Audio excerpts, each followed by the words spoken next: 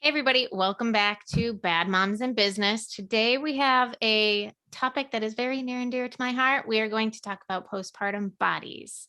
Because as you all know, I just had a baby 2 months ago and things have changed. And so I thought we could kind of chat about maybe the pressure that we put on ourselves to get back to pre-baby weight and pre-baby body and all that stuff. So I have to say, when you were talking about that, even though Bridgette and I do not have recent babies, you should, for those who are just listening, go to the video and watch it because Bridgette and I's heads literally went like, yep. At the same time, it was very comical and very cartoon-like with our agreement of what you stated. That's hilarious. It's tough. I feel like so many people expect you to bounce back right away because that's like what celebrities do or people on Instagram. And, I've seen people gain very little weight. Let me preface this by stating I am not a doctor. I am not a professional. Yes. I do not care how much anybody gains or doesn't gain during pregnancy. For the majority of people, I would say your body changes after pregnancy, after delivery in some fashion. Mm-hmm. So let me just throw that out there. My body has changed twice now. And I would say that I will never get back to looking like what I looked like prior. Never. My entire body shape has changed at this point. Yeah. It does not matter how much weight I gain and or lose, my shape is different.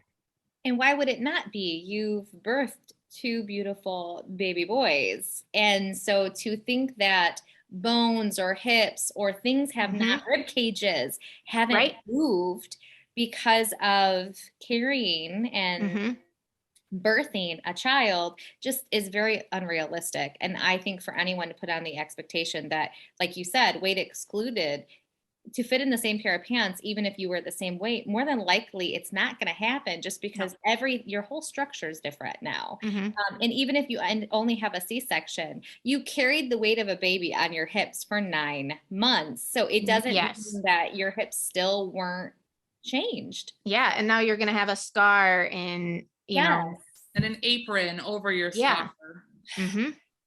Apron. I've never heard it called that. Well, I like to call it that because it seems more sophisticated than like pooch of fat. I like apron. I like that. I think that's cool. It's more domesticatedly delicate. Yeah. That's right. It's a feminine word. I mean, we don't mean to hype you up, but Danielle, you look stunning and glowing for having had a baby. Thanks. This year, let's just focus on that. I know your body has changed, but the new you is gorgeous. Thanks. It's not easy to feel like that. It is very difficult. Like, this has been my biggest thing and I'm finally at the point where I'm able to exercise and I'm eating a little bit better and stuff. It's hard for me because I feel like I almost, how people have body dysmorphia. Yeah. When they look in the mirror and they see more fat than is actually there and stuff. It sounds so ridiculous. I feel like I almost have the opposite of that, where like I remember what I used to look like pre-baby. And so when I look in the mirror, I'm almost like surprised, like, whoa, I didn't expect to see that. Like, it's a weird thing. So I don't feel comfortable in my own skin yet, but I'm getting there.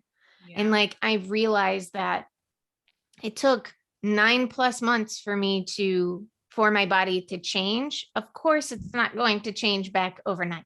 Right. I am very deliberately working out in the ways that I want to work out because I had a lot of pain during the second pregnancy. So like my joints are still sore and stuff, but I'm working on it. And same thing with when I was pregnant with Watson is I have to be very careful with how many calories I can cut and how much working out I can do and stuff, because my supply will just completely dip because I'm exclusively breastfeeding. So it's a definite delicate balance, but like I think that we put so much pressure on ourselves to try to get back and as fast as possible. And it's not realistic. And then it's Mental Health Awareness Month, right? So like we're putting all of this pressure on ourselves for what? Yeah. And I think it's so many people wear their post baby bodies, like if they bounce back very easily, they wear that like a badge of honor. Yes. And I'm so happy for you. Yeah, more power to you, To bounce back. Yeah, I think do that's you. wonderful. I think it's great. But not, I would almost argue the majority of women do not bounce back to where they were quickly, if at all. Right. I certainly I've always been a plus size person, just the cross that I bear. But I carry my weight, the majority of it, like down in my belly, like that apron area. And it is so hard to lose that weight when you carry it there. And I carried it there, don't get me wrong, pre-baby, but now it's just like, without a tummy tuck, I don't know that it'll ever go away. Well, and that's kind of, and we can relate this to real estate a little bit. I'll spin it into it because when we're competing against all these other offers, we don't know what's happening behind those scenes of all those other offers. So we can't really compete or compare ourselves to them because we are not privileged to the whole story. And I have to say that's very similar to us because each of us had all different pregnancy stories. We've all gained different weight. So why would we expect somebody who gained 50 pounds, because that's what some bodies do during their pregnancy, they're not going to bounce back at the same speed as somebody who gained 15 and had a 10-pound baby? Yep. Well, and to make it even more real estate related, I mean, if you're someone who can throw cash at it, you're gonna do better. There you go. And so it's really unfair for us to compare anyone to our recovery because we were not them. And, physical recovery is one thing. The mental recovery is a whole other. And I think we need to talk about that too, because everyone struggles mentally a little bit differently in their recovery because of exhaustion or all the other hormones that are like filtrating through our body. Yeah. Nursing, I feel like it helps, but it prolongs it at the same time. There's just so much going on. And we have to be really receptive to that because if someone's got the baby blues, let's say, the last thing they're going to want to do is maybe go on a walk. That's a really, really, really good point. So I obviously I only have my 2 pregnancies to kind of compare to each other because everybody has their own stories. But with Watson, I was first time mom. I already am very prone to anxiety. I have very strong anxiety emotions like 90% of the time. And looking back at comparing how I feel now at 2 months postpartum versus how I felt 2 months postpartum with Watson, very, very different. I now looking back, I think I probably didn't have postpartum depression because I wasn't depressed. I was very anxious, like next level anxious. And I probably should have gotten some assistance on that. I did not because I was like, I can do this. I'm strong. I can do anything. And like, these are normal. And looking back, they probably were not normal feelings.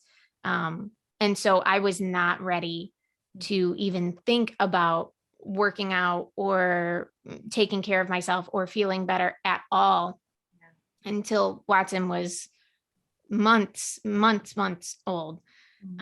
It was much harder the first time than it has been this time. So I'm super grateful about that I'm actually at this stage, like ready to start doing yoga again. And I'm taking walks and, trying to eat better and stuff. Like I'm so, so grateful for my mindset this time. And I had already warned my family about this. Had I had those same feelings of anxiety, I for sure would have gotten assistance this time. And I love that you had that conversation in advance based on your experience from your previous pregnancy and delivery. And I think that point is so important because not only are we comparing ourselves to other potentially in our postpartum recoveries, oftentimes you're comparing yourself to yourself. Yeah. Yes. And that's just wrong to do. That's just as cruel to do as comparing yourself to somebody else. And I wish more women would love themselves in the season that they're in. Because if they did, life would be so much simpler and easier for them mentally. And I've fallen victim to this because not so much now, but I look back at pictures of myself in my younger years and go, wow, I thought, and I use the word fat. I was fat at that time. And I was like, dang, I looked good in those jean shorts. Yeah. But at the time, I really thought I was heavy, never realizing that would be probably the thinnest I'll ever be again in my life. Yep. And I'm okay with that because I'm now a 40-year-old woman who has birthed a child, who works aggressively in all things in life. And I prioritize what is important to me and what isn't. And my job is not to exercise. So if your job is to exercise, yes, you're going to bounce back. And oftentimes when we're seeing the people who have bounced back very quickly, their job is to actually exercise and look a certain way. So or they're celebrities or something like that, where they're expected to look. They're going to make the time to do that because part of it, that is their job. If that was part of our job, we would not be looking like how we look right now. No, I would have been fired.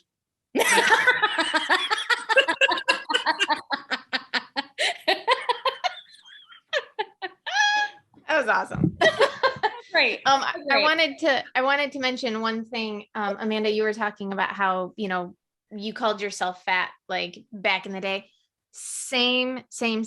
I have been wearing a cover up over my bathing suit since I was like 12.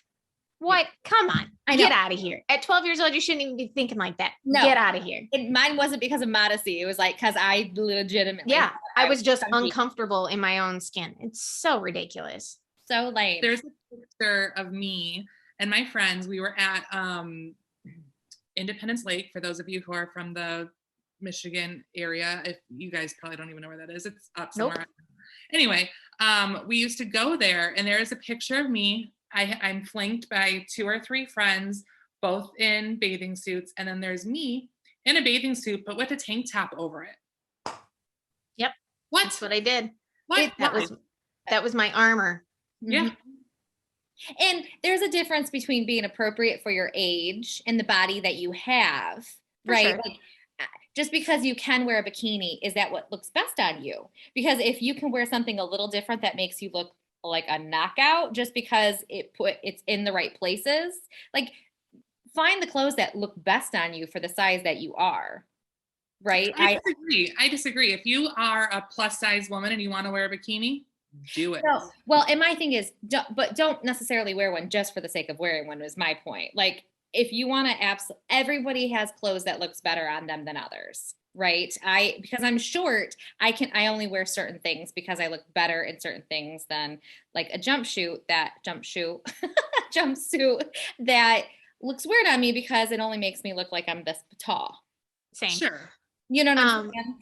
To both of your points, I think if at any size, if I feel like wearing a bikini and I'm going to rock it and I don't care what I look like, then I'm going to do it. But if I'm going to wear a bikini and then try to cover it up, I would rather try to find something else that fits me and makes me feel a little bit better. Absolutely. And this is not to say the women on the beach who are in bikinis, like, and they're rocking it, like, I'm loving what I'm seeing, do it. But I think every woman could benefit from a day's worth of a professional going, this is the style that looks best on your body. And if you feel like $1 million because of what you have on, doesn't matter what weight you are. Yeah. I have probably fallen into this algorithm on TikTok very strategically, but I am all about the women and the moms on there that are showing, you know what, I'm going to wear what I want this summer. I'm going to wear the shorts. I'm going to let the cellulite out and I don't care. And I've seen so many people doing like try on hauls and like, just all of these things, just talking about how they don't care anymore. Like it's 2022. We don't care. Yeah. And that speaks to me. My algorithm is the Johnny Depp trial. Yeah, don't get me wrong. That's definitely there. Yeah. every time I'm not engrossed in this at all. I mostly probably 'cause I get enough updates from Bridgette to be up to date with the trial. But I do like see a lot of IGs or TikToks or, you know, the reels and stuff like that. And every time like I see a woman like doing what I was like, oh, this is so Bridgette. This is so Bridgette. This is so Bridgette. Like her phone is dying because of this trial, you guys. My phone, yeah. Let's cue back to Danielle's celebrity crushes. Okay. Yes. Johnny Depp is. If you are newer to our listening of the Bad Moms in Business, we did do an episode on our celebrity crushes. So go back and find that episode. Don't know what episode number it is, but it was fun. I think all of our choices were classic and classy. Amanda, yours were classic, all right. I don't know if I would call mine classy, but they're there and I love them. That's not a good teaser to go look at that episode. I don't know what it is. We all had very different tastes. Yeah. We'll say that. Very much. And I know we're trying to wrap up this episode, but I do want to say one thing. And I just want to give our husbands and usually everyone's partner in life a huge shout out, because during our moments of recovery, they're not the ones that are typically, and I can't speak for all men, or women rather, but they're not the ones being hard on us. They truly are looking at our bodies and going, holy smokes, I can't believe it just did what it did. Yes. And anything after that is like, wow, like I don't care. A real man or in a real woman at least feel that way. We need to not forget that ourselves, is that our bodies just did something insane. Like, let's really think about it for a second. We just created life. I'm sorry. Is that some sort of like voodoo magic? Like, that's insane, right? Like, we created life within our own bodies. Our body created an entirely separate organ to supply nutrients to this tiny human that we are now bringing into the world. Like, that's kind of incredible. Yeah, that sucked the life out of you for those 9 months and then continues to suck the life out of you for eternity. So, you are not kidding. I mean, our bodies will never 100% be the same. Even if we bounce back to pre-baby weight or whatever, it's just a whole different body. And I say, women welcome it, because it is a badge of honor. That's right. Working on it. I'm getting there. You know, some people's feet get bigger after they have did. That happened to my friend. What? I am so glad, because I could not afford to have bigger feet than what I already have. I mean, my feet would swell and my hands would swell, but then I had the baby and then they went back down. I was a solid 7.5, and I am absolutely like basically an 8. Like 8s are a little big, but I cannot shove my foot in a 7.5 anymore. And just to update all of our listeners, because Mother's Day is coming up, I told Bridgette and Danielle, I think I might be getting some roller skates for Mother's Day. And I'm like, so fun. So beyond excited. And if I don't get them, I'm buying them myself. But, and Marcus did ask me, he's like, what size are you? And I was like, 8. Like, I hated saying 8, but I want to have the skates that I can wear. You got to be able to wear socks and stuff. Like, I mean, you know. That's what I said. I go, I can double up my socks and look real cool. Oh, you could do knee-high socks and then do the kind that you scrunch down. Like, I just showed everybody that I was wearing sweats. It's fine. It's fine. I have socks on with dress shoes. I mean, Bridgette, get ready. No! That's not real life. What are you doing? This is not real life. Hang around friends that make you feel better about your life. You're welcome, guys. I will tell you that people. I walked my next door neighbor friends, they're 5 and 6, to the bus today, and I put my tie-dye Crocs on, and the little girl says, "Why are you wearing Crocs like that?" Because I like them. Leave it to a kid to just not sugarcoat it, right? They're just going to tell you how it is. Out of the mouth of the babes. Or Bridgette, because she calls me out all the time. True. This was a fun way to wrap up a heavier topic about postpartum bodies and the grace we need to give ourselves to go through the rest of our lives with the bodies we now have. Mhm. Yeah. Do you have any closing thoughts, Danielle? Just take your time with it. Don't try to be in a hurry. Don't try to compare yourself in any way, shape, or form, because nobody's stories, nobody's bodies, nobody's pregnancies, nobody's deliveries are exactly like yours. So Yeah, give yourself some time. absolutely. And you need to replay that for yourself when you're having a bad day. This is true. This is true. Good talk, ladies. Yes. Good job. Thanks, guys, for listening. We will see you next week. Bye, guys. Bye.